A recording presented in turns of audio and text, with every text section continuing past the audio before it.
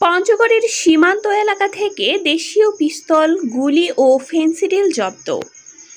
পঞ্চগড়ের আটোয়ারী উপজেলার সোনাপাতিলা সীমান্ত এলাকা থেকে একটি দেশীয় পিস্তল, 2 রাউন্ড গুলি ও 6 বোতল ফেন্সিডিল জব্দ করা হয়েছে। সোমবার 27 অক্টোবর বিকেলে জেলা প্রশাসন, গোয়েন্দা সংস্থা এনএসআই ও পঞ্চগড় 18 বিজিবি ব্যাটালিয়নের সোনাপাতিলা বিজিবি ক্যাম্পের সদস্যদের নিয়ে এই অভিযান পরিচালনা করা হয়।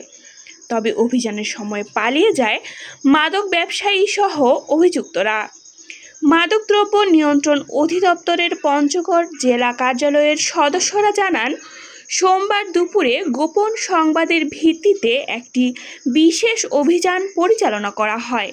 এ সময় জেলা প্রশাসন, গোয়েন্দা সংস্থা এনএসআই ও সোনাপাতিলা বিজিবি ক্যাম্পের সদস্যদের নিয়ে সোনাপাতিলা সীমান্ত এলাকার পশ্চিমপাড়া গ্রামের কুদ্দুসের বাড়িতে অভিযান পরিচালনা করা হয়।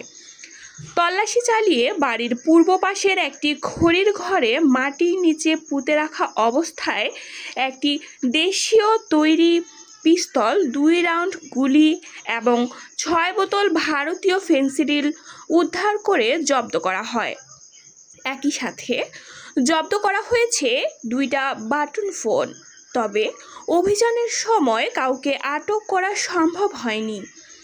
এ বিষয়ে মাদকদ্রব্য নিয়ন্ত্রণ অধিদপ্তর পঞ্চগড় কার্যালয়ের পরিদর্শক এএসএম মঈনুদ্দিন কবির বলেন, অস্ত্র ও মাদক জব্দ করে আসামির বিরুদ্ধে মাদকদ্রব্য নিয়ন্ত্রণ আইন ও অস্ত্র আইনে আটোয়ারী থানায় মামলা দায়েরের প্রক্রিয়া চলছে।